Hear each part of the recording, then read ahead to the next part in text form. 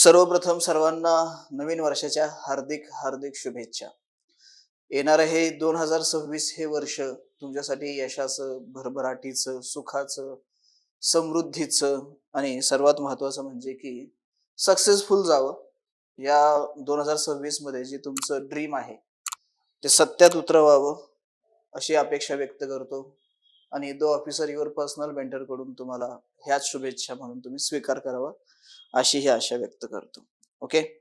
So मित्रांनो, आजचा हा असणारा जो आपला टॉपिक आहे तो अत्यंत महत्वाचा असा टॉपिक आहे की टॉपर्स नोट्स कशा काढतात, क्वेश्चन मार्क. आता क्वेश्चन मार्क यासाठी आहे की आवाज येतोय ना? ओके, येतोय. येस नो काहीतरी सांगा मला, म्हणजे पुढे आपल्याला सुरुवात करता येईल. Yes, okay Rahul, thank you. चला, तर ज्याही वेळा आपण ना स्पर्धा परीक्षा असो किंवा इतर कुठल्याही बाबतीमध्ये असो, इतर बाबतीमध्ये सांगतो मी काय म्हणजे मला म्हणायचंय ते. पण एक मनामध्ये आपल्या कुतूहल असतं किंवा चिंता असते असं म्हणतो मी. कुतूहल असतं, चिंता असते. ते म्हणजे की अरे ह्या नोट्स म्हणजे काय आहेत आणि ह्या कशा काढल्या जातात? किंवा जे काही आपण सक्सेसफुल कॅन्डिडेट बद्दल ज्याही वेळा ऐकतो किंवा त्यांचं मनोगत ज्याही वेळा ऐकतो, त्यावेळी ते म्हणत असतात की नाही, मी माझ्या नोट्स स्वतःच्या नोट्स वापरल्या आणि त्या नोट्सचा मला स्वतःसाठी काय झाला, खूप फायदा झाला. असाच मग हा फायदा तुम्हालाही करून घेता यावा. तुम्हालाही या नोट्स कशा काढाव्यात ते समजून घेता यावं.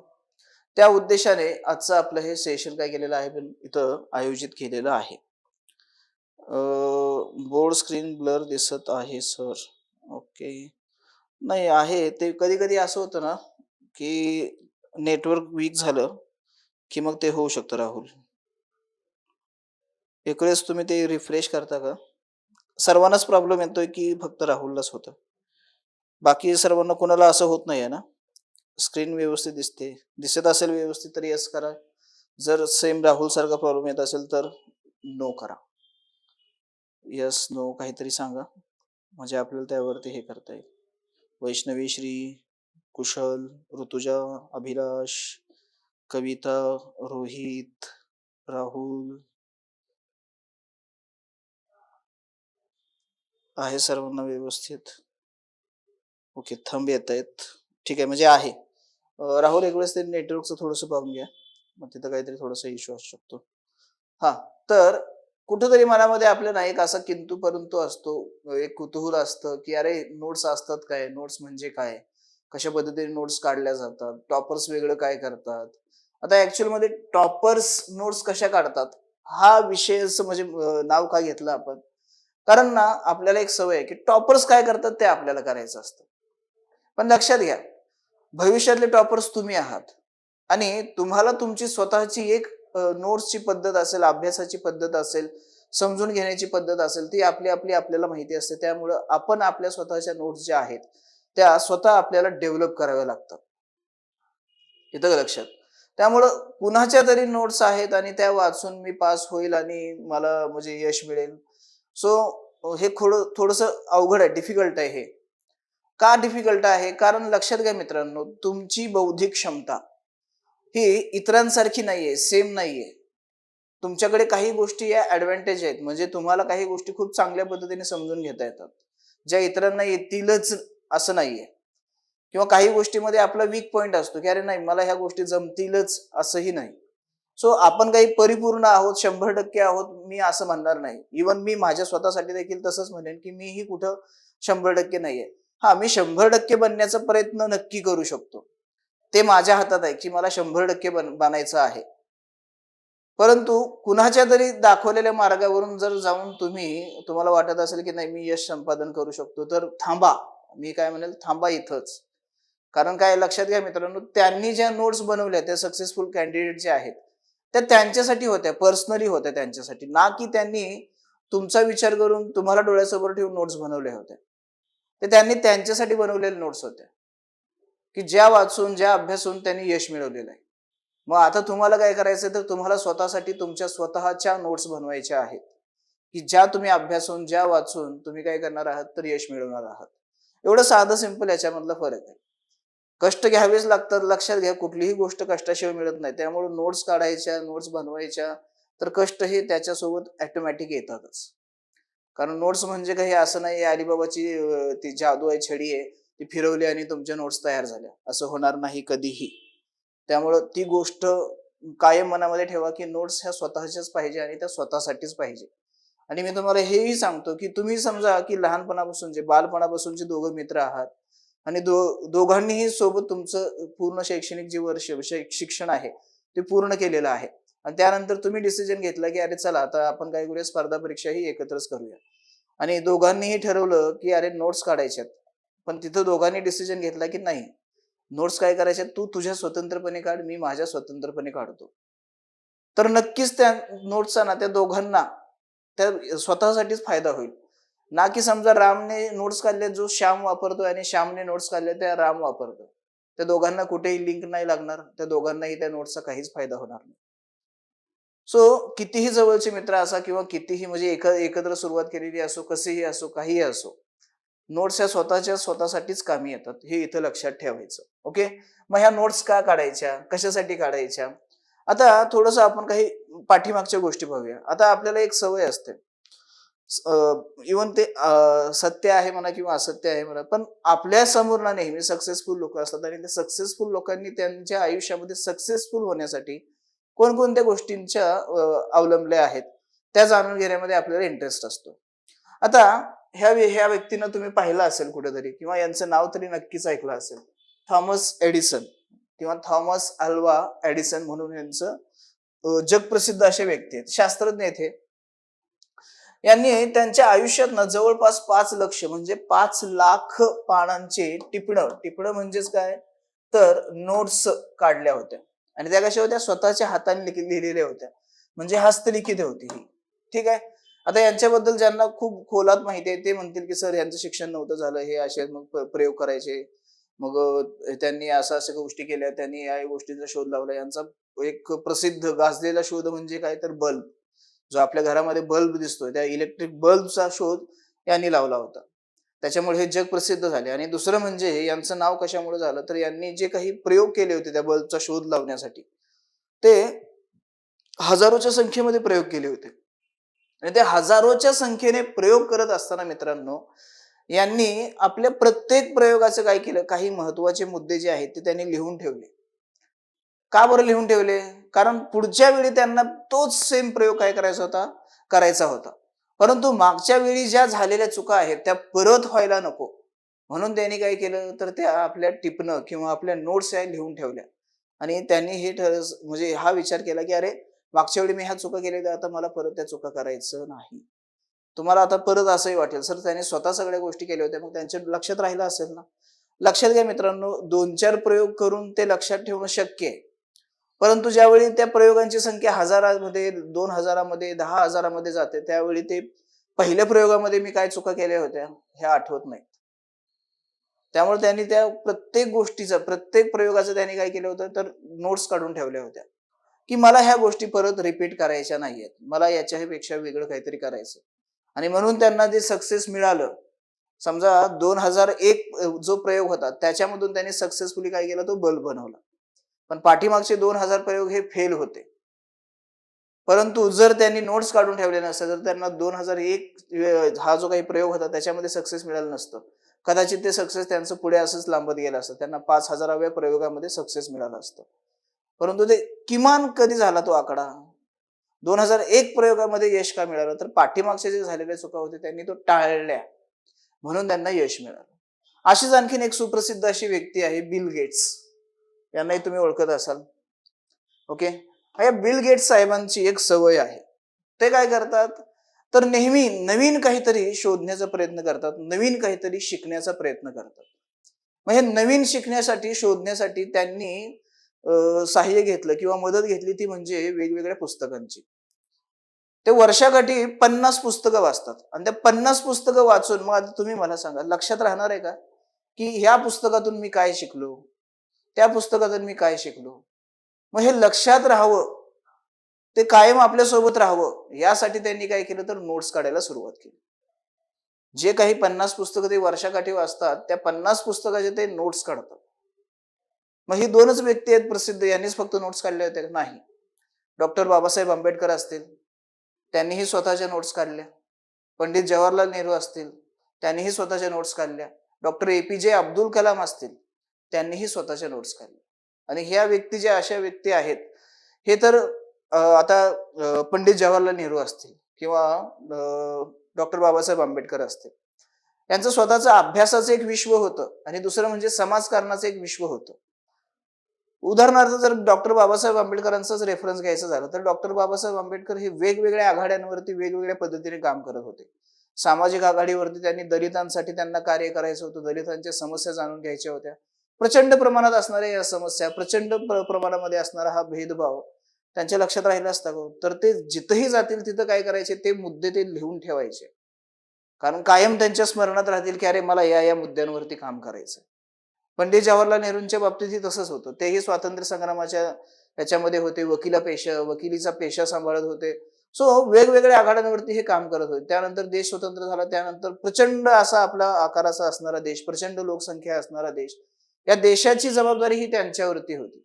सो त्या व्यक्तीला प्रत्येकाची माहिती लक्षात ठेवणं शक्य होतं का? तर ते जिथंही जातील तिथं जाऊन ते काय करायचे, ज्या काही गोष्टींमध्ये ते सहभाग घेतील किंवा काम करतील त्याच्यामधले जे काही महत्वाचे पॉइंट्स आहेत ते लिहून ठेवत होते.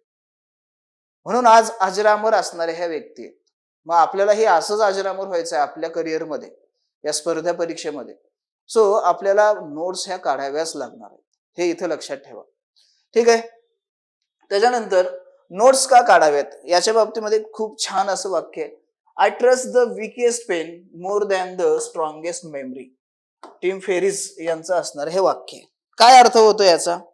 तर याचा अर्थ होतो की जो काही कमजोर वाटणारा जो पेन आहे, त्या पेनवरती ना माझ्या या बुद्धिमत्तेपेक्षा अधिक विश्वास आहे. का विश्वास आहे? मित्रांनो लक्षात घ्या, कधीही तुम्ही आठवून बघा तुमच्या लहानपणाच्या अशा काही मोजक्याच गोष्टी असतील की ज्या तुम्हाला इथं आता आठवत आहेत. परंतु या ठिकाणी तुम्ही थोडासा उलट विचार करा. उलट विचार म्हणजे काय?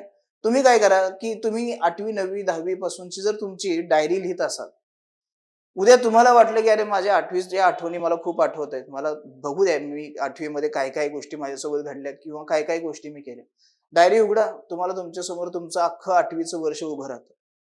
पण तुम्ही असं आठवण्याचा प्रयत्न करा, आठवेल का? नाही आठवणार.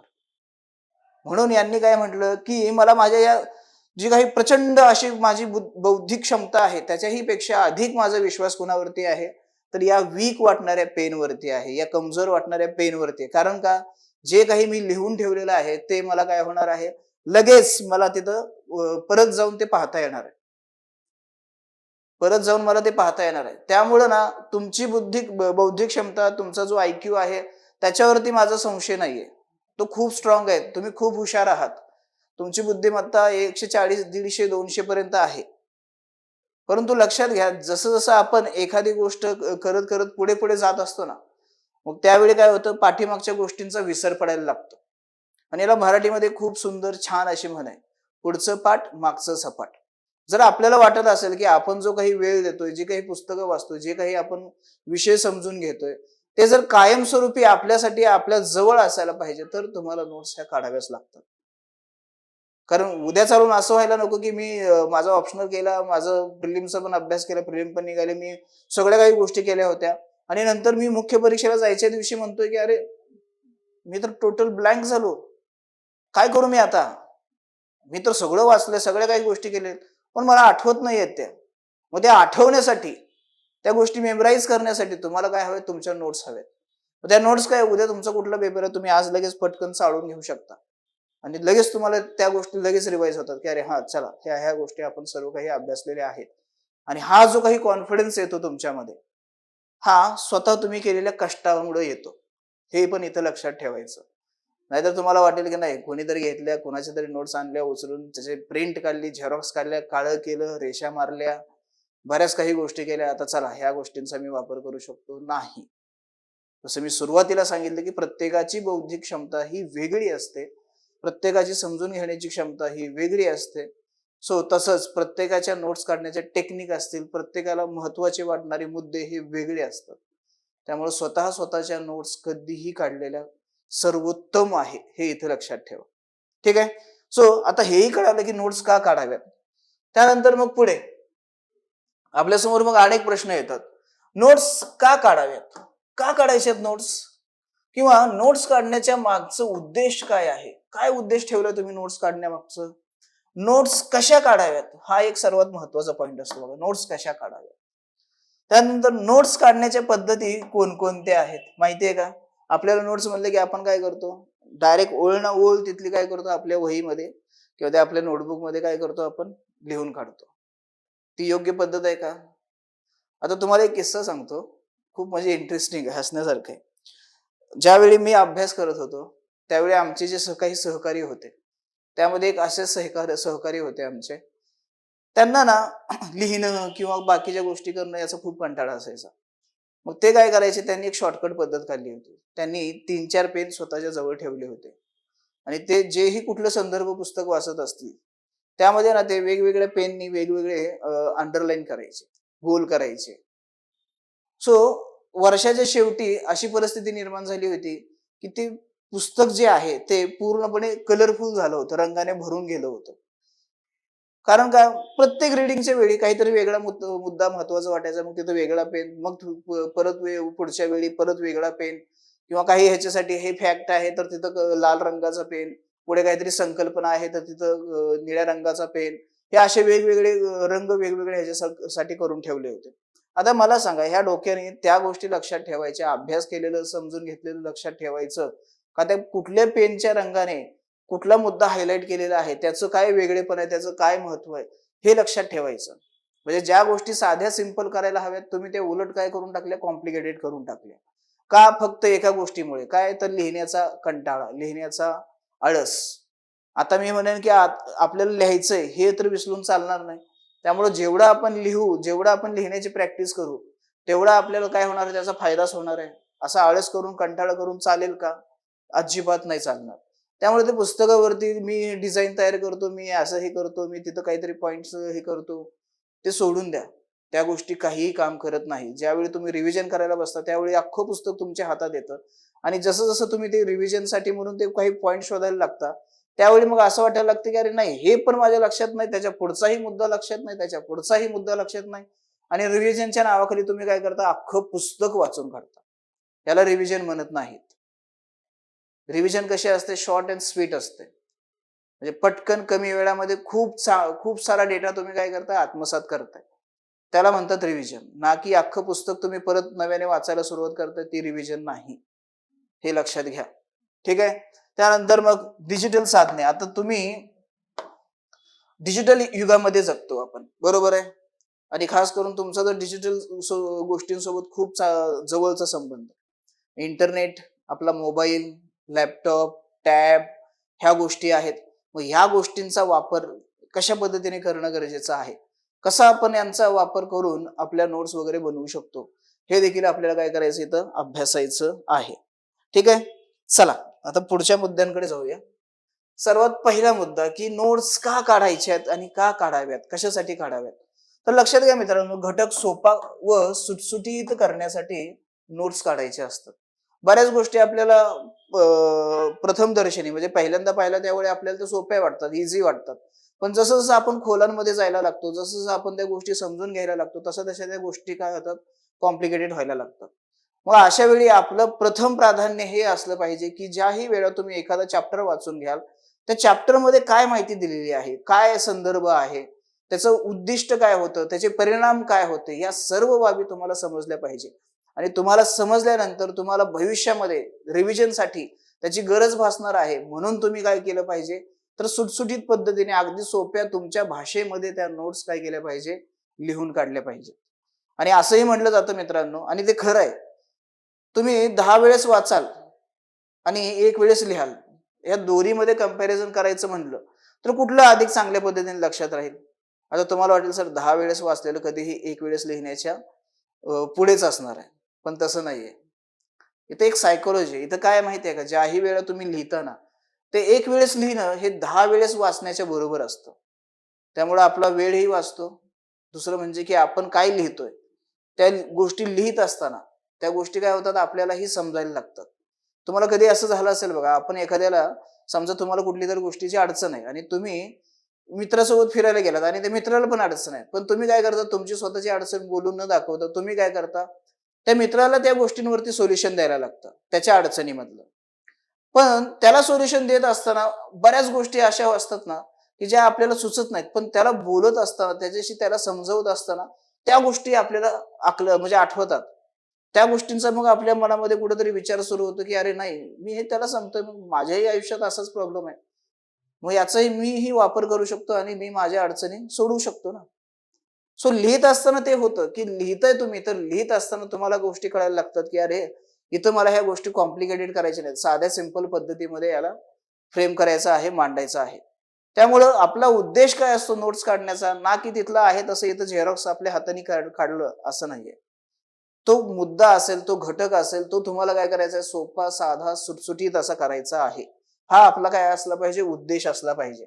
त्यानंतर स्मरणशक्ती दुपटीने वाढते. कधी वाढते? ज्यावेळी तुम्ही स्वतःच्या लिखित अशा नोट्स बनवतात त्यावेळी. ओके. ज्यावेळी तुम्ही लिहिता त्या गोष्टी काय होतात, तुमच्या स्मरणशक्तीमध्ये अधिकची भर टाकतात. तुम्हाला ती कन्सेप्ट माहितीच असेल बघा, की मानवाच्या मेंदूचे 4-5 भाग केले जातात. त्यापैकी जो उजवा भाग आहे तो स्मरणशक्ती किंवा नवीन कल्पना वगैरे याच्यासाठी वापरला जातो आणि इकडला जो आहे तो शरीराच्या ऑपरेटिंगसाठी वापरला जातो. सो तुम्ही लिहिताय ना, तुम्ही लिहित असताना कुठेतरी आपल्या स्मरणशक्तीचं काम असतं, की नाही मी ते काय वाचलंय, मी काय लिहितोय. म्हणून पूर्वी बघा किंवा आताही ती पद्धत आहे. नाही असं नाही. डिक्टेट केलं जातं म्हणजे डिक्टेटिंग केलं जातं. आम्ही इकडं काहीतरी तुम्हाला सांगतो आणि सांगतो की लिहून घ्या. आता त्याचा मुलांना कंटाळा येतो. काय सर 2 मिनिटाचं काम आहे. द्या ना प्रिंट काढून आम्हाला सगळ्या गोष्टी. वाटतं ना असं कुठेतरी आपल्याला की लिहिण्या-बिहिण्याचं कुठं करत बसायचं, काय करायचं? मग ह्याला दुसरा आम्ही पर्याय काढला. काय काढला पर्याय?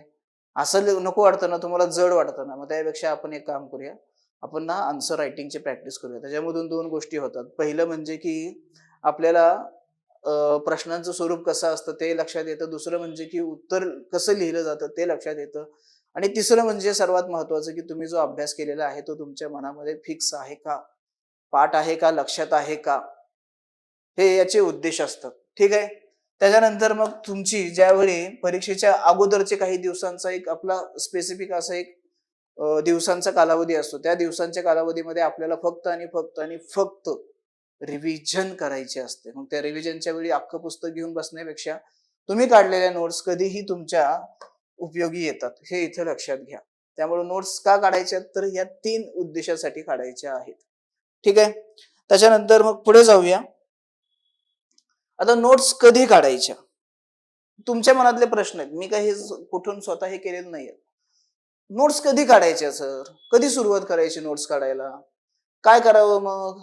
मी पहिली वेळेस आता जस्ट आलोय सर, मी आता अभ्यासाला सुरुवात केलेली आहे आणि मी स्टेट बोर्ड एन-सी-आर-टी वाचतोय. स्टेट बोर्ड एन-सी-आर-टी पहिला मुळात मुलांना असं वाटतं की स्टेट बोर्ड एन-सी-आर-टीच्या नोट्स काढतात की नाही काढत? हा एक महत्त्वाचा प्रश्न असतो. तर मित्रांनो लक्षात घ्या, स्टेट बोर्ड एन-सी-आर-टीच्या नोट्स देखील काढल्या जातात, काढाव्या लागतात. येतं का लक्षात?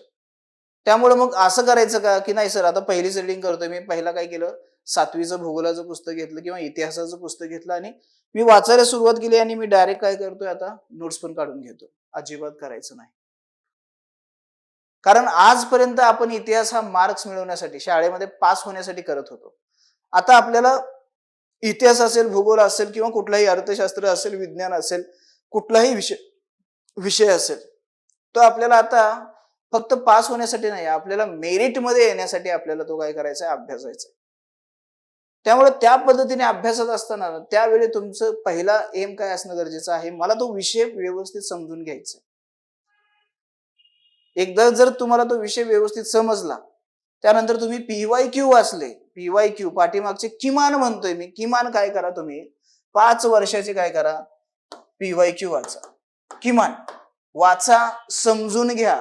नुसतं वाचायचं म्हणून चला सांगितले वाचायला, घेतले आपले 2020 पासून 2020 झाले, 21 झाले, 22 झाले, 23 असं चालणार नाही. काय प्रश्न विचारले होते? प्रश्नाची डिमांड काय होती? मागणी काय होती? मग ती कुठून फुलफिल होणार आहे? कुठं त्याचा आपल्याला संदर्भ मिळणार आहे? भविष्यात कसे प्रश्न येऊ शकतात? हे जे अपेक्षित आहे, हे कधी कळणार आहे तुम्हाला? तुम्ही पी-वाय-क्यू वाचल्यानंतर. ते समजून घेतल्यानंतर. आणि ज्यावेळी मग आपण आपलं पुस्तकं परत एकदा वाचायला जातो, स्टेट बोर्ड असेल, एन-सी-आर-टी असेल, त्यावेळी मग आपल्याला सांगायची गरज नाहीये. तुम्हाला लगेच कळतं, की अरे हां, हे अशा स्वरूपाचे प्रश्न आलेले होते. पुढे भविष्यात अशा स्वरूपाचे प्रश्न येण्याचे चान्सेस आहेत. सो मग मला आता क्लिअर झालं की मला मग माझ्या नोट्स या अशा अशा पद्धतीने हव्यात. येतं लक्षात. सो सुरुवातीला तुम्हाला काय करायचं तर हे सर्व काही करायच्या आहेत गोष्टी, म्हणजे एनसीईआरटी असतील, स्टेट बोर्ड असतील, तेही वाचायचे. त्यानंतर मग आयोगाचा अभ्यासक्रम तोही वाचायचा आहे. आणि दुसरं सर्वात महत्वाचं म्हणजे की पीवायक्यू बी वाचायचे. इथं कुठलाही शॉर्टकट नाही आहे. ते म्हणतात ना, यशाला कुठलाही शॉर्टकट नसतो. कष्ट हेच काय असतात, यशाचा राजमार्ग असतात.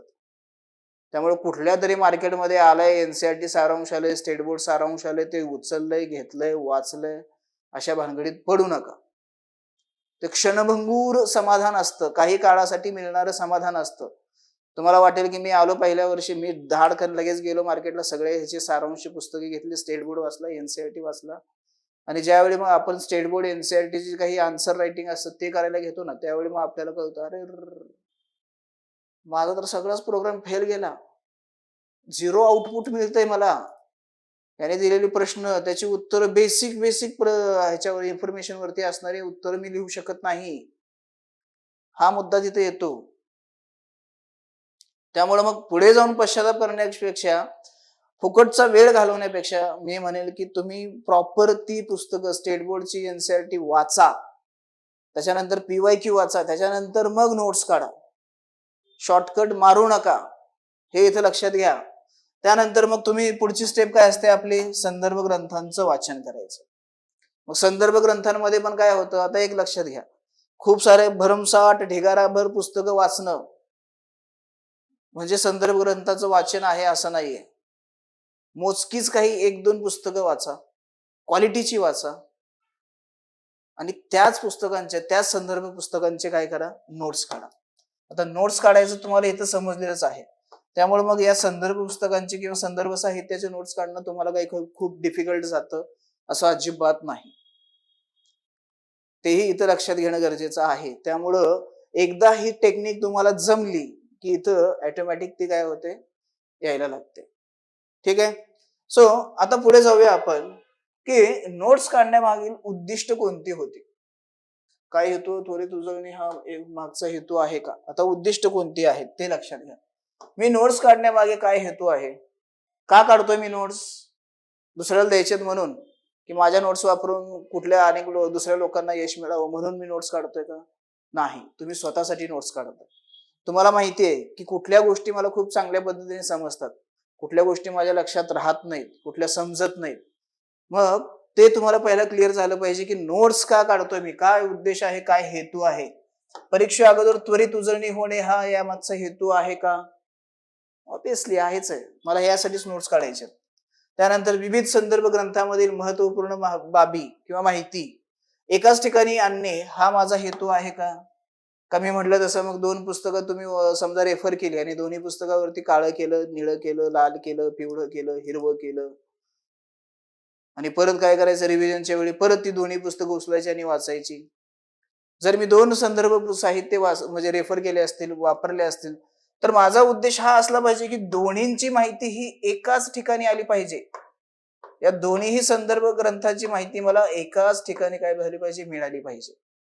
हा माझा उद्देश असला पाहिजे. ना की मी परत एकदा जाऊन XYZ नावाचं संदर्भ पुस्तक वाचेन, परत त्यानंतर ABCD नावाचं एक परत संदर्भ पुस्तक वाचेन. हा नाहीये माझा उद्देश. काय आहे तर दोन्हीची माहिती जी आहे ती एकाच ठिकाणी आली पाहिजे, हा माझा उद्देश आहे. त्यानंतर लिहून काढल्याशिवाय माझ्या लक्षात राहत नाही म्हणून नोट्स काढायच्या आहेत का. असंही व्हायला नको की मी म्हणालो अरे चला 1 वेळेस लिहिणं आणि 10 वेळेस वाचणं हे बरोबर असतं, मग आपण असं करूया की अख्खच्या अख्खं पुस्तकच लिहून काढूया. असंही नाही करायचं. येतं का लक्षात. त्यामुळं अशाही भानगडीत पडायला, मला लिहायला खूप आवडतं म्हणून मी लिहित बसतो, तसंही नाहीये. जे गरजेचं आहे, जे महत्वाचं आहे तेच माझ्या नोट्समध्ये येईल, आणि जे अनावश्यक आहे, मला फक्त समजून घेण्यासाठी मदत करतं, अशा गोष्टी फक्त वाचून लक्षात ठेवणं गरजेचं आहे. लिंक लावता आली पाहिजे आपल्याला की कशा पद्धतीने मी नोट्स काढलेले आहेत आणि यावरून मला काय काय गोष्टी आठवतात. सो अशा पद्धतीने आपल्या नोट्स असल्या पाहिजे, ना की लिहायची आवड आहे किंवा लिहिण्यामुळे लक्षात राहतं म्हणून मी अख्खं पुस्तकच लिहून काढतो, असंही करायचं नाही. हे इथं लक्षात ठेवा. आता हे उद्दिष्ट कोणतं आहे ते तर लक्षात आलं. मग आता मेथडकडे जाऊया, सगळ्यात महत्वाचं इंटरेस्टिंग पॉइंट. नोट्स कशा काढाव्यात, नोट्स कशा काढाव्यात. आता रेषीय पद्धतीने नोट्स काढल्या जातात. रेषीय म्हणजे काय, आता हे थोडेसे नावं विचित्र वाटतील तुम्हाला, पण हे वन लाईनर वगैरे किंवा जी काही इन्फॉर्मेशन आहे ते आपण काय करतो, एकाच पॅरामध्ये लिहून ठेवतोय. अशा पद्धतीच्या ज्या नोट्स असतात त्याला रेषीय पद्धत असं म्हणतात. मग याच्यामध्ये बघा, वाक्याच्या स्वरूपात असतील किंवा दुसरं म्हणजे आराखडा म्हणजेच आउटलाईनच्या स्वरूपामध्ये असतील किंवा याच्यामध्येच आणखीन एक पॉइंट येतो ते म्हणजे फ्लॅश कार्डच्या स्वरूपामध्ये असतील. आता एक एक मुद्दा आपण समजून घेऊया. ज्या काही आपल्या वाक्य स्वरूपात असणाऱ्या किंवा ज्याला आपण वाक्य स्वरूपात असणाऱ्या किंवा रेषीय पद्धतीमधला पहिला महत्वाचा मुद्दा जो आहे, त्या जर नोट्स पाहिल्या तर एक उदाहरण घेतलेलं आहे की भारतीय राज्यघटना, याच्या जर आपण नोट्सचा विचार केला तर त्यामध्ये काय भागांमध्ये ती राज्यघटना आपली जी आहे ती विभागलेली आहे. मग पहिल्या भागाचा तुम्ही विचार करताय, मग पहिल्या भागामध्ये काय होतं तर भारतीय राज्य आणि भूप्रदेशातील माहिती दिलेली आहे कलम 1 ते 4 मध्ये. कलम 1 ते 4 मध्ये ही माहिती दिलेली आहे. मग तुम्ही काय कराल, कलम 1 लिहाल. तर कलम 1 मध्ये परत ज्या काही गोष्टी आहेत, India is Bharat shall be union of states असे ओळ लिहून टाकाल. त्याच्यानंतर मग पुढचे जे काही त्याचे असणारे पोटकलम आहेत ते पोटकलम लिहाल, हे कराल. आता हे काय झालं, हे थोडक्यात सांगायचं म्हणलं तर तुम्ही त्या पुस्तकामधलं ना ज्या काही माहिती आहे ती तुम्ही फक्त काय करताय, तिथं परिच्छेदामध्ये दिलेली आहे, तुम्ही इथं काय करताय, एक एक ओळीमध्ये लिहिण्याचा प्रयत्न करताय. मग ह्या गोष्टी काय व्हायला लागतात, ह्या गोष्टी लेंदी व्हायला लागतात. मग ह्या अशा नोट्स काढणं योग्य आहे का, नाही. तुम्ही मला सर आपली लिहिण्याची परीक्षा आहे, मग आपल्याला अशा गोष्टी लक्षात घ्या. लिहिणं हा भाग वेगळा, पण लिहिण्यासाठी तुमचा अभ्यास परफेक्ट होणं किंवा त्या अभ्यासाची रिव्हिजन होणं हा भाग वेगळा आहे. लिहायचं म्हणून काही सगळंच लिहून काढायचं असं नाहीये, पण काय महत्वाचं आहे काय महत्वाचं नाहीये हे ओळखून आपल्या नोट्स इथं व्यवस्थित मुद्देसूद असणं गरजेचं असतं. मग त्यासाठी मी म्हणेल की अरे नाही, ह्या गोष्टी वर्क नाही करणार. इथं काय केलं, कलम 2 घेतला परत, इथं काय केलं, कलम 3 घेतला परत. मग त्या कलमांची तुम्ही काय करताय, सर्व डिटेलमध्ये सर्व माहिती तिथं काय करताय, लिहित जाताय. मग हे तुमच्या लक्षात राहील का, नाही. आता इथं लक्षात घ्या मित्रांनो, प्रत्येक विषयानुसार नोट्सची नीड ही बदलत जाते. मग याच्यामध्ये तुम्हाला काय करणं गरजेचं आहे, याच्यामध्ये ट्री डायग्राम असतील ते काढणं गरजेचं आहे की भाग 1 घटना, भाग 1, मग त्याच्यामधून तुम्ही माइंड मॅप ही करू शकता. आता तुम्ही फक्त टेक्निक समजून घ्या की काय कशा कशा पद्धतीने आहेत, किती नोट्सचे प्रकार आहेत, आपण कुठला आजपर्यंत वापरलेला आहे आणि कुठला नवीन आहे तेही इथं समजून घ्या. सो मी म्हणेल, म्हणजे माझं पर्सनली मत मी सांगेन तुम्हाला की मला खास करून आवडणारी आणि व्यवस्थित वाटणारी पद्धत कुठली आहे. ओके. आणि जिथं काहीतरी लूप होल आहे, जिथं काहीतरी खूप गोष्टी म्हणजे भरमसाठ वाटतायत, असे काही मुद्दे असतील तेही सांगेन. मग इथं मला थोडंसं वाटतं की नाही, भरमसाठ मुद्दे आहेत इथं, ही काही गोष्ट परफेक्टली वर्क होईल असं मला वाटत नाही. भले ह्या नोट्सच आहेत, परंतु परफेक्टली वर्क होतील, परफेक्टली तुमचं जे आपण शॉर्ट मध्ये रिव्हिजनसाठी आपण नोट्स करतोय त्या पद्धतीने मला हे योग्य वाटत नाही. मग आणखीन कुठली पद्धत आहे, आता तुम्ही ठरवा की कुठली पद्धत तुम्हाला योग्य वाटते. जसं मी सुरुवातीलाच म्हणालो की प्रत्येकाच्या बौद्धिक क्षमतेनुसार नोट्सचा प्रकार हा बदलत जाईल. ओके. गरजेचं नाही की मी हे नाही म्हणतोय म्हणून तुम्ही ह्याला स्किपच करा. तुम्हाला जर वाटलं की नाही सर मला हे थोडंसं योग्य वाटतं, माझ्या बुद्धीला ह्या गोष्टी पटतात, मला आठवायला रिव्हिजन करायला हे मला थोडंसं सोपं वाटतं, तुम्ही हेही वापरू शकता, नाही असं नाहीये. ठीक आहे. त्यानंतर मग आराखडा पद्धत असते, आराखडा पद्धत. मग याच्यामध्ये काय करायचं, तुमचा जो टॉपिक आहे वाचून झाल्यानंतर तुम्हाला लक्षात येतं की काय काय मुद्दे इथं मांडलेले आहेत, काय काय गोष्टी इथं मेन्शन केलेल्या आहेत. मग त्या मुद्द्यांना काय करायचं तुम्हाला, तर डिवाइड करायचं वेगवेगळ्या भागांमध्ये. ते वेगवेगळे भाग तुम्ही मग तिथं तुमच्या नोटबुकमध्ये डायग्राम थ्रू पण ते बनवू शकता किंवा मग इथं काय केलं, थोडंसं वेगळं इथं कट करून वगैरे हे केलं, पण हे मिळवण्यात वेळ जातो. तुम्ही याला शॉर्टकट करू शकता की तुम्ही काय करा, तुमच्या त्याच नोटबुकच्या पेजवरती ना असे बॉक्स तयार करा आणि त्या बॉक्समध्ये ती माहिती काय करा, भरत चला की तुम्हाला काय महत्वाचं वाटतं. उदाहरणार्थ जर समजा तुम्ही इथं भूगोलाचं घेतलं, आता हे मराठीचं घेतलेलं आहे, परंतु भूगोलाचं समजा तुम्ही पृथ्वीची उत्पत्ती हा टॉपिक घेतला, पृथ्वीची उत्पत्ती त्याच्याबद्दल महत्वाचे असणारे पॉइंट्स काय आहेत, तर 1 2 3 4 पॉइंट्स आहेत. त्याच्यामधल्या संकल्पना काय आहेत, त्याची व्याख्या वगैरे काही केलेली आहे का, मग अशा व्याख्यांची माहिती वगैरे इथं घ्या. त्यानंतर मग त्याचे सब पॉइंट मध्ये ज्यावेळी आपण जातो त्यावेळी सब पॉइंट पण लक्षात घ्या, सगळंच लिहायचं नाही पहिल्या रेषीय म्हणजे वाक्याच्या स्वरूपामध्ये. तिथं फक्त काही पॉइंट मेन्शन करा की पुरावे कुठले वापरले, मग प्रत्यक्ष अप्रत्यक्ष पुरावे आहेत, मग प्रत्यक्ष पुरावे अप्रत्यक्ष पुरावे, कोणते पुरावे आहेत, हे पुरावे. त्याच्यानंतर मग पुराव्यांची चर्चा असते. मग तिथं फक्त जर तुम्हाला वाटलं की नाही अरे बास मला इथं क्लिअर होतं, मला सगळ्या गोष्टी इथं समजतात, प्रत्यक्ष पुरावे अप्रत्यक्ष पुरावे आहेत, मग त्याच्या बाबतीत असणारे जे काही इतर मग माहिती असेल ती जर तुम्हाला वाटली की मला आठवते माझ्या लक्षात राहील तर बस दॅट्स इट, क्लोज. तिथं काही वेगळं करायची आवश्यकता नाही. जर तुम्हाला वाटले की अरे नाही यातले काही मुद्दे माझ्या लक्षात नाही राहणार किंवा काही इन्फॉर्मेशन असेल, काही फॅक्च्युअल डेटा असेल, सो मग तुम्ही काय करा दुसऱ्यावरती या, तिथं काय करा ते पॉइंट द्या आणि त्यापुढे असणारी जी माहिती आहे की नाही आजपर्यंत मानवाने इतक्या खोलापर्यंतची म्हणजे होल केलेला आहे, तिथून ते पुरावे मिळवलेले आहेत किंवा उल्कापाताचे पण पुरावे असतात किंवा आणखीन भूकंप लहरींचे पुरावे असतात. भूकंप लहरीमध्ये परत गोष्टी कॉम्प्लिकेटेड होतात. मग तिथं काय करा कुठल्या भूकंप लहरींचा अभ्यास करून पृथ्वीच्या अंतर्भागाची माहिती मिळते, मग ते तिथं मेन्शन करत चाला. हे अशा पद्धतीने काय करा, फक्त पॉइंट टू द पॉइंट आपल्याला जायचंय. असं नाही की पूर्ण सगळंच लिहित बसायचं. आणि काय होतं माहितीये का, आपल्या एक लक्षात घ्या, आता हे एक सायकोलॉजिकल स्टडी आहे की ज्या काही गोष्टी आपण अभ्यासतोय, वाचतोय, पाहतोय, त्या गोष्टी आपल्या कुठेतरी बॅक ऑफ द माइंड, कुठेतरी आपल्या सबकॉन्शियस माइंड मध्ये असतात. फक्त गरज काय असते माहितीये का, त्याला जाऊन फक्त टच करायची. हे टच करण्याचं काम काय करतं, तर हे असे आपले पॉइंट्स करतात. मग आता ही टेक्निक कोणाला तरी योग्य वाटेल, पण कोणाला तरी वाटेल नाही अवघड आहे सर.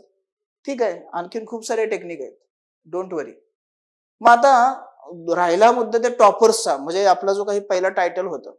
आता मी म्हणेल की आपला एक विद्यार्थी आहे जो भविष्याचा टॉपर आहे, हे सगळेच टॉपर आहेत आपले, नाही असं नाही, परंतु तो काय करतोय, स्वतःची मेथड डेव्हलप करतोय आणि स्वतः ती मेथड अवलंबतोय. भले जगाला बघणाऱ्या असं वाटू दे की अरे हे काय नोट्स असतात रे, असल्या काहीतरी करतंय उगाच येड्यासारखं, काय पण लिहितंय, कसं पण लिहितंय, काहीतरी चित्रच काढतंय, काहीतरी हेच करतंय, वाटू दे ना. तुला समजतंय ना, तो महत्वाचा पॉइंट आहे.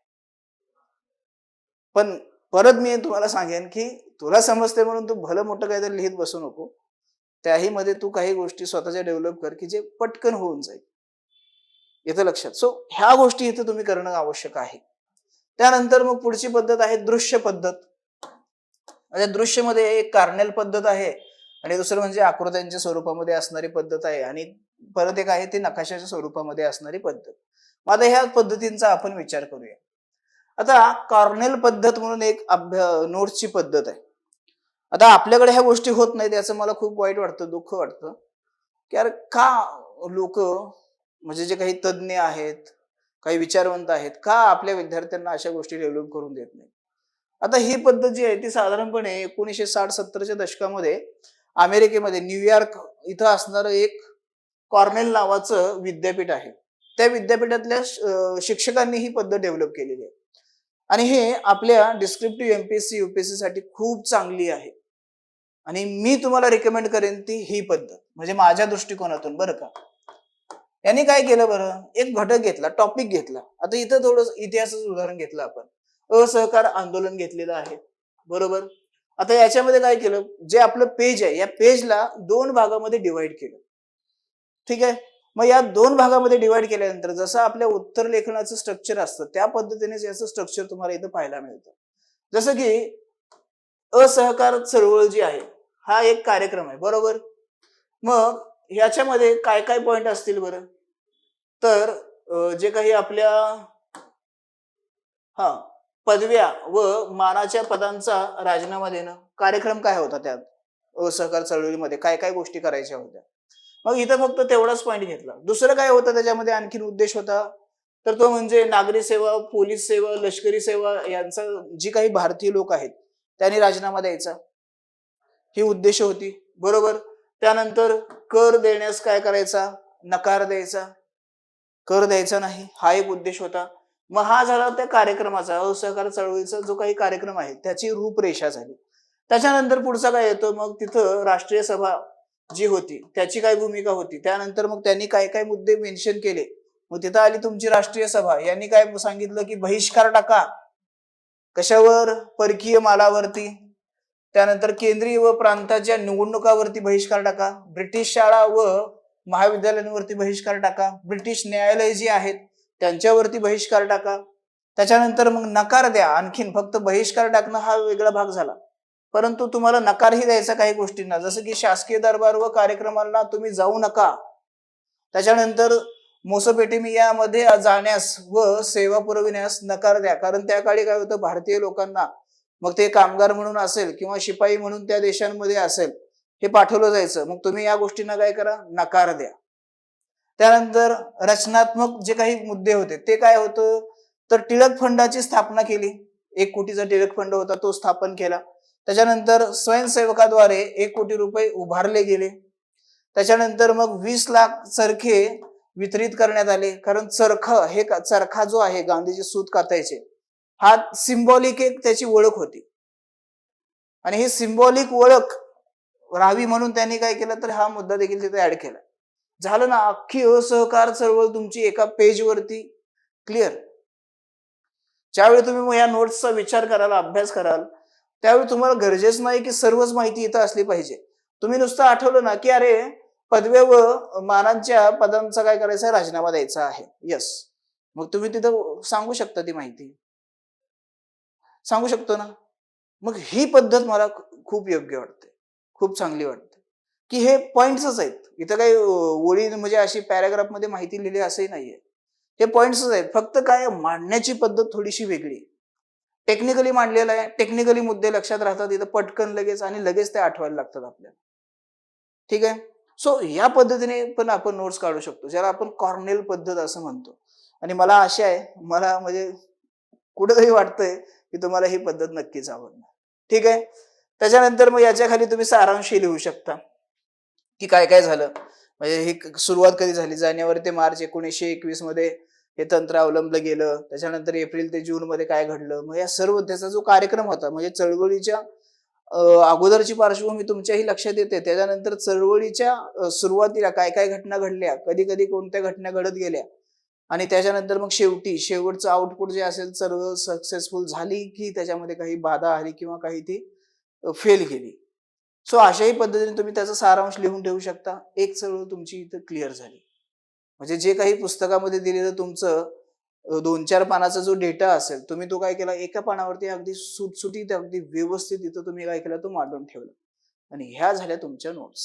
आता हे पॉइंट जे आहेत ते तुम्ही इथं पॉइंट्स मध्ये चेंजेस करू शकता, ना की हे असंच कॉपी केलं पाहिजे असंही गरजेचं नाही. तुम्ही तुमच्या पद्धतीने, शेवटी नोट्स ह्या तुमच्यासाठी आहेत, त्यामुळे तुम्हाला काय आठवतं आणि काय आठवत नाही, हे तुम्ही जेवढं चांगल्या पद्धतीने स्वतःला सांगू शकता, तेवढं मी ते सांगू शकत नाही. त्यामुळं विचार करा की काय काय मला इथं करता येईल. त्यानंतर आकृत्यांच्या स्वरूपामध्ये, आता या आकृत्यांच्या स्वरूपामध्ये ना, इशिकावा नावाचा एक व्यक्ती होता जपानचा, त्याने याच्यामध्ये खूप चांगलं योगदान दिलेलं आहे. मग या कुठल्या कुठले ते आपण आपल्याला पाहायचं, ते म्हणजे प्रवाह चित्र असेल, तक्ता असेल, वृक्षारेख असेल, माइंड मॅप असेल, आणि इशिकावा काय असेल तेही आपल्याला इथं पाहायचंय. आता हा इशिकावा नावाचा जो व्यक्ती होता, याने पण डायग्राम थ्रूच काय केलेलं आहे, आपल्या नोट्सची रचना केलेली आहे. पण याच्यामध्ये यांनी काय केलं, यांच्या डोळ्यासमोर होता मासा. तुम्ही मला असं नोट्स, मासा, अभ्यास, युपीएससी, एमपीएससी यांचा संबंध या माशासोबत काय, थोडस ट्री डायग्राम टाइप वाटणाऱ्या ह्या नोट्स आहेत, फक्त काय मांडण्याची पद्धत ही वेगळी. ओके. सो ह्या माशाच्या आधारावरती केलेली रचना होती. इथं यांनी काय केलं, ब्रिटिश वसाहतवादाचा भारतातील विकास हे इथं सांगितलेलं आहे. मग याच्यामध्ये त्यांनी ब्रिटिशांची सुरुवातीची जी काही पावले होती ती इथं मेन्शन केलेली आहेत. ठीक आहे. की हस्त उद्योगांचा ऱ्हास झाला, भूमी महसुलाचा पुनर्रचना करून शोषण करण्यात आलं, कृषीचे व्यावसायीकरण करण्यात आलं, संपत्तीचं वहन त्याने कशा पद्धतीने केलं ते इथं सांगितलेलं आहे. त्यानंतर पुढचा एक कॉलम घेतला, त्याच्यामध्ये सांगितलं की 1 ते 4 सर्व घटक यापुढे देखील सुरूच राहिले पुढच्या येणाऱ्या काळामध्ये, म्हणजे तो पूर्ण कालखंडाचा इथं विचार केलेला आहे. त्याच्यानंतर 5वा एक मुद्दा नंतर ऍड झाला, तो म्हणजे नवे व्यापार धोरण इथं ऍड केलं त्यांनी. एक नवं व्यापार धोरण आखलं आणि त्याची इथं काय केली, अंमलबजावणी करायला सुरुवात केली. त्यानंतर पुढच्या कॉलम मध्ये काय सांगितलं की 1 ते 5 सर्व घटक यापुढे देखील सुरू झाले. त्याच्यानंतर 6वा एक घटक यामध्ये ऍड झाला, तो म्हणजे नवे गुंतवणूक धोरण. म्हणजे असं नाही, एक लक्षात घ्या, माहिती आपल्याला व्यवस्थित द्यावी लागते. म्हणून तुम्ही म्हणाल मग 5वा मुद्दा पण इथंच ऍड करतो, 6वा मुद्दा पण इथंच ऍड करतो, नको. त्याचा कालावधी आहे ना. पहिल्या सुरुवात त्यांनी कुठून केली? या 4 मुद्द्यांपासून केली. त्याच्यानंतर मग हळूहळू त्यांनी 5वा मुद्दा ऍड केला. त्याच्यानंतर मग त्यांनी 6वा मुद्दा ऍड केला. बरोबर आहे. मग त्याच्याबद्दल असणारी मग माहिती आता खाली येईल. वरील घटकांच्या परिणामी काय झालं? याचे परिणाम तुम्हाला इथं पाहायला मिळतात. थेट शोषणास काय झाली? सुरुवात झाली. भारतीय लोकांची जी काही शोषण झालं म्हणतो ना आपण, इंग्रजांनी केलं, त्याची सुरुवात तुम्हाला मग इथं झाली. मग इथं तुम्ही लिहू शकता की यांचा परिणाम इथं तुम्हाला पाहायला मिळतोय. त्यानंतर व्यापारी मक्तेदारी निर्माण झाली. हे जे काही होतं ना, हे हस्तउद्योगांचा राज झाला किंवा इतर गोष्टी घडल्या, त्या माध्यमातून मग इथं तुम्हाला हे पाहायला मिळतं. हे त्याचे परिणाम पुढे इथं पाहायला मिळतात. म्हणजे अशीही मांडणी करू शकता तुम्ही. कारण हा एक ॲरो दिसतोय ना, बाण, हा तुम्हाला दाखवतो की ही घटना घडत घडत घडत घडत घडत हे पुढे असं गेलेलं आहे सायकल. कारण इतिहासामध्ये तेच होतं. इतिहासामध्ये काय होतं, अगदी 1700 पासून ते 1947 पर्यंतच्या सर्व घटना आपल्याला पाहिजेत. मग तुम्ही करू शकता ना की मुद्देसूद, हे इथून जी सुरुवात झाली, मग ह्या गोष्टी ऍड झाल्या, ह्या गोष्टी ऍड झाल्या, ह्या गोष्टी ऍड झाल्या, मग याचे परिणाम इथं झाले, याचे परिणाम इथं झाले, याचे परिणाम हे असे झाले. म्हणजे तेही खूप चांगली पद्धत आहे की लक्षात ठेवू शकतो तुम्ही ह्या अशा पद्धतीनेही. म्हणजे हे सायकल जे आपण म्हणतो ना की कड्या गुंफत चला. इतिहासामध्ये भीतीच काय असते? इसवी सन लक्षात राहतील का? तारखा लक्षात राहतील का? ती लोक म्हणजे त्यांची नावं लक्षात राहतील का? मग ते मेन्शन करत चला ना, एक एक एक एक एक एक मुद्दा. हा देखील तुम्हाला खूप चांगल्या पद्धतीने कामी येतो. ठीक आहे. त्याच्यानंतर मग पुढे जाऊया. प्रवाह चित्र, ज्याला आपण फ्लो चार्ट असं म्हणतो. मग याच्यामध्ये तुम्ही करू शकता, एखादी कुठलीही घटना असेल, त्याची सुरुवात कुठून झाली आणि काय. आता उदाहरणार्थ स्वच्छ भारत अभियान, उत्क्रांती व विकास. स्वच्छ भारत अभियान फक्त काही मोदी साहेबांनीच आणलं असं नाहीये. त्याच्याही अगोदरपासून ते सुरू असणारी ते काय आहे, चळवळ आहे किंवा तो एक आपला कार्यक्रम आहे. मग याची सुरुवात कुठं पाहायला मिळते तुम्हाला? 1954 मध्ये पहिला आला तो ग्रामीण स्वच्छता कार्यक्रम. त्याच्यानंतर 1986 मध्ये केंद्रीय ग्रामीण स्वच्छता कार्यक्रमामध्ये याचं रूपांतरण करण्यात आलं. त्याच्यानंतर 1999 मध्ये संपूर्ण स्वच्छता अभियानाची सुरुवात करण्यात आली. त्याच्यानंतर 2012 मध्ये निर्मल भारत अभियानाची सुरुवात करण्यात आली. त्याच्यानंतर मग 2014 मध्ये स्वच्छ भारत अभियानाची काय करण्यात आली? सुरुवात करण्यात आली. त्याच्यानंतर मग 19 मध्ये उघड्यावर शौच पद्धतीचे देशभरातून निर्मूलन करण्यासाठी अभियानाची अंमलबजावणी करण्यात आली. त्यानंतर मग 2019 मध्ये संपूर्ण देशातून उघड्यावर शौच पद्धतीचं काय केलं, तर बंधन घातलं, निर्मूलन करण्यात आलं. म्हणजे ही झाली याची रूपरेषा. मग ही फ्लो चार्ट मधून अगदी व्यवस्थित पद्धतीने तुम्ही मांडू शकता की काय कधी कधी घडलेलं आहे. मग याचीही माहिती मिळेल तुम्हाला. हे इथं आठवलं, जर समजा उद्या तुम्हाला वाटलं की मी फ्लो चार्ट करतो, पण ह्यातले मला काही मुद्दे आठवत नाहीयेत, मग काय करा, आणखीन एक मुद्दा करत चला त्यासोबत. फ्लो चार्ट म्हणजे काय अख्खा पेज भरून असला पाहिजे असं नाहीये. तुम्ही एका बाजूने एक पेजचे आपले 2 भाग करा आणि त्याच्यामध्ये पुढे मेन्शन करा, इथं मेन्शन करा पुढे याच्यातले काय तुम्हाला पॉइंट्स होते की काय काय याच्यामध्ये उद्दिष्ट ठेवण्यात आली होती. मग उद्दिष्ट क्रमांक 1, उद्दिष्ट क्रमांक 2, उद्दिष्ट क्रमांक 3. मग त्याच्यानंतर पुढे ते ठेवलं की स्किप केलं. ज्या शासकीय योजना आहेत त्यांच्या बाबतीमध्ये हा खूप चांगल्या पद्धतीने काम करतो. येतं का लक्षात? किंवा ज्या राज्यघटनेमध्ये असणाऱ्या घटना दुरुस्त्या आहेत, त्या घटना दुरुस्त्यांच्या बाबतीमध्ये हा खूप चांगल्या पद्धतीने काम करतो. जसं मी म्हणून सुरुवातीला सांगितले की प्रत्येक विषयानुसार, प्रत्येक टॉपिकनुसार टेक्निक बदलत जाते. गरजेचं नाही की मी एकच टेक्निक फॉलो करणार आहे. जसं मी आता ते म्हणालो की नाही, हे मला खूप छान वाटतं, हे खूप आवडते मला, कॉर्नेल पद्धत. परंतु कॉर्नेल पद्धत हीच प्रत्येक विषयाला, प्रत्येक टॉपिकला, घटकाला लागू होईल असं नाहीये. तिथे तुम्हाला मग वेगवेगळ्या अशा पण टेक्निक्स काय कराव्या लागतील, अवलंबाव्या लागतील. सो तेही इथं लक्षात घेणं गरजेचं आहे. त्याच्यानंतर पुढची जी आहे ती तक्ता पद्धत. आता तक्ता पद्धतीमध्ये तुम्ही काय करू शकता, एक तर जी काही इन्फॉर्मेशन आहे ती अशा पद्धतीने मांडू शकता. नसेल तर याच्यामध्ये तुम्ही तुलनाही करू शकता. तुलनात्मक पद्धतीने अभ्यास करणं जे म्हणतो आपण, हे पॉलिटिक्ससाठी असेल, इकॉनॉमीसाठी असेल, हिस्ट्रीसाठी असेल, जॉग्राफीसाठी असेल, सर्व विषयांना सर्वकडे लागू पडणारी युनिव्हर्सल अशी पद्धत आहे. तुलनात्मक पद्धतीने खूप चांगल्या पद्धतीने अभ्यास करता येईल तुम्हाला. मग तिथं जसं की राष्ट्रपती असेल, उपराष्ट्रपती असेल आणि राज्यपाल असेल, मग यांची निवड, यांची नियुक्ती कशा पद्धतीने होते, काय होतं, त्यांना असणारे अधिकार, त्यांच्याकडे असणाऱ्या पॉवर्स, या सर्व बाबी तुम्ही एका चार्टमध्ये लिहून ठेवू शकता.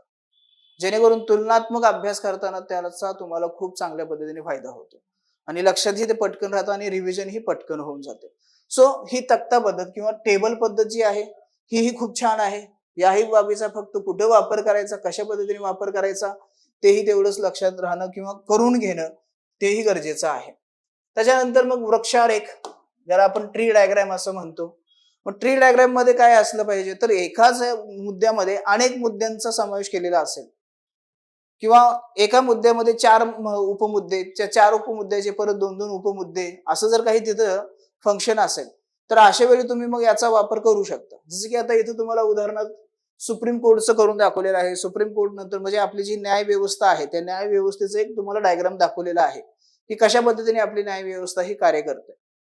म्हणजे ते अगदी सुप्रीम सुप्रीम कोर्ट पासून ते जिल्हा न्यायालयापर्यंतची रचना इथे तुम्हाला दाखवलेली आहे. मग तेही तुम्ही अशा चार्टच्या माध्यमातून लिहून ठेवू शकता. त्यांची कलमं असतील, त्यांची कामं असतील, त्यांना असणारे अधिकार असतील, मग या बाबी इथे तुम्ही काय करू शकता, मेन्शन करू शकता ट्री डायग्राम थ्रू पण. ओके, सो याचाही वापर करू शकता. अशाही पद्धतीने आपल्याला नोट्स काढता येतील. त्यानंतर मग पुढे असतो तो म्हणजे माइंड मॅप. तुम्हाला जर समजा भारतीय नदी प्रणालीबद्दल जर माहिती हवी तर तुम्ही सेंटरला लिहा नदी प्रणाली. मग नदी प्रणाली मुख्य डिवायडेशन कुठे केलं जातं, एक आहे उत्तर भारतीय, त्यानंतर दुसरं आहे दक्षिण भारतीय. मग एवढं दोनच आहे का, नाहीये. परत काय दिशेने वाहणारं पण आहे, एक आहे पूर्व वाहिनी आणि दुसरं आहे पश्चिम वाहिनी. त्याच्यानंतर मग एवढंच आहे का, नाही, आणखीन आहे पश्चिम घाटातल्या नद्या किंवा दक्षिणेकडे वाहणाऱ्या नद्या, ह्याही आहेत. मग याच्या परत तुम्ही पुढे आणखीन मुद्दे करू शकता. हा, कुठल्या कुठल्या नद्या आहेत, काय आहे त्यांची माहिती, त्याच्या पुढे आणखीन माहिती लिहू शकता. समजा मी इथं गंगा घेतली, सॉरी इथं घेऊ उत्तर, इथं मी गंगा घेतली, मग गंगाची माहिती संपूर्ण इथं मी लिहून टाकेन. मी सगळी लांबी काय आहे, खोऱ्याचा विस्तार कसा आहे, कशी बारमाही आहे का, कशी आहे, काय आहे, मग ह्या बाबी हे तुम्ही मेन्शन करणार आहे.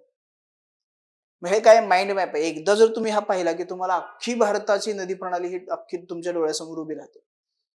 मग सुरुवातीला तुम्ही काय करा, फक्त हे ओव्हरऑल, त्याच्यानंतर मग डिटेलमध्ये जा, उत्तर भारतीय, त्याच्यानंतर मग दक्षिण भारतीय, त्याच्यानंतर मग पश्चिम वाहिनी, पूर्व वाहिनी, मग त्याच्यावरती मग डिटेलमध्ये जाल, मग गंगा, गंगेच्या उपनद्या, त्या उपनद्यांवरती असणारे प्रकल्प, त्या प्रकल्पांचा फायदा ते विजेसाठी आहेत की उपसा सिंचन म्हणजे जलसिंचनासाठी आहेत.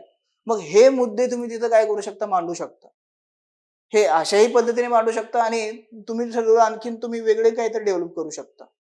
गरजेचं नाहीये की हेच, पण तुम्हाला मी आयडियाज देतोय, हिंट्स देतोय की तुम्ही या या गोष्टींचा वापर करा आणि तुमचा अभ्यास सोपा करा, लक्षात ठेवा.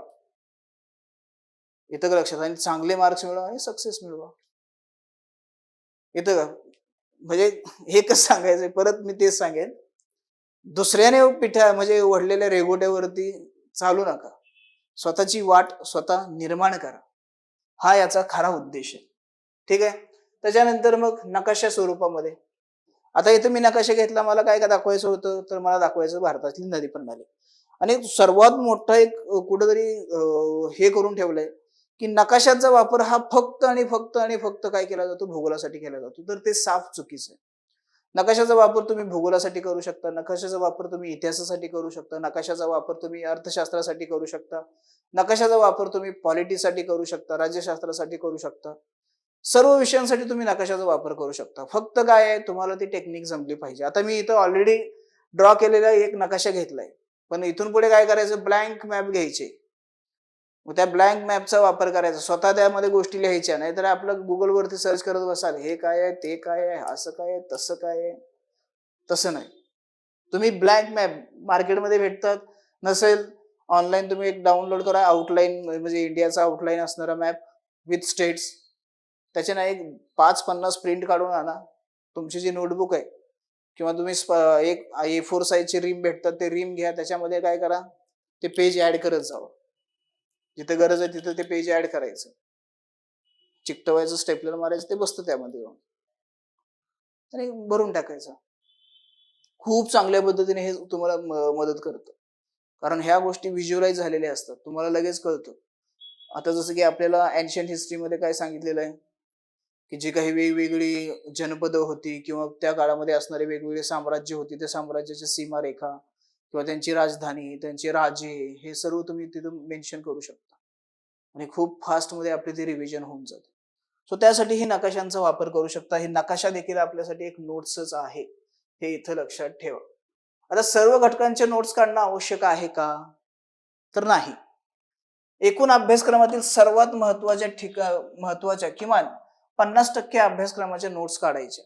कारण एवढेही आपण आता बावळट नाहीये, एवढेही आपण भोळसर नाहीये की आपल्या लक्षात राहील किंवा न राहील. त्यामुळं ज्या गोष्टी लक्षात राहू शकतात ना, त्या नोट्समध्ये आणायच्याच नाहीत. आणि ज्या गोष्टी लक्षात राहायला थोडेसे कॉम्प्लिकेटेड आहेत, थोडंसं आपल्याला वाटतं की नाही हे लक्षात राहील की न राहील, सो मग त्याच बाबी काय करा, थोड्याशा नोट्समध्ये आणण्याचा प्रयत्न करा. नाहीतर मग आपलं A to Z, start to end अशाच नोट्स आहेत माझ्या, असं करू नका. हे इथं लक्षात ठेवा. नोट्स काढताना कागदावर मोकळी जागा सोडा, जसं मी मगाशी सांगितलं, जेणेकरून नवीन माहिती एकाच ठिकाणी नोंदवता येईल.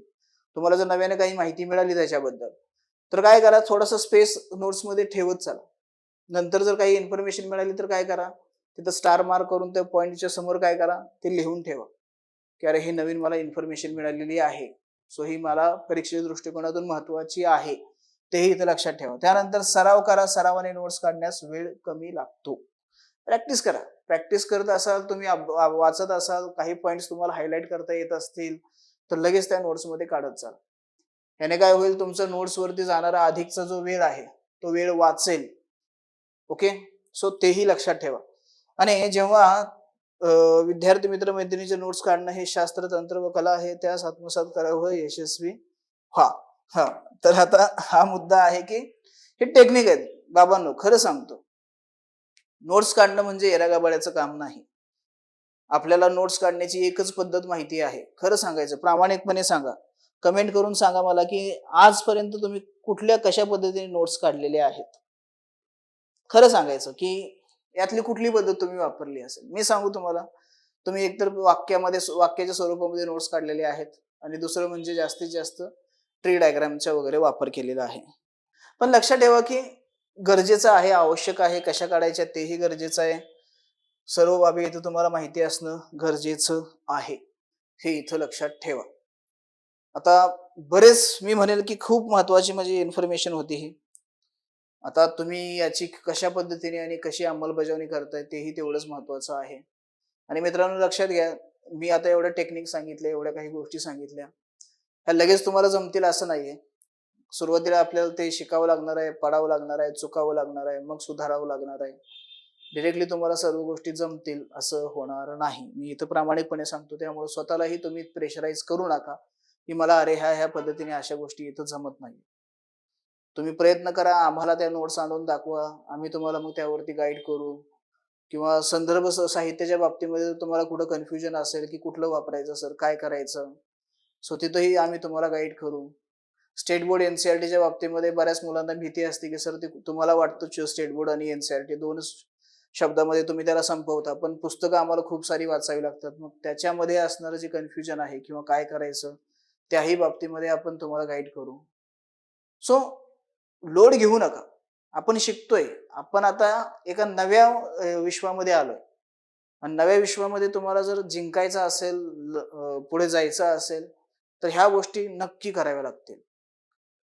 फक्त कधी कशा पद्धतीने करायच्या त्या गोष्टी फक्त काय करायच्या, आपल्याला अंमलबजावणी थ्रूच त्या समजून घ्यायच्या आहे.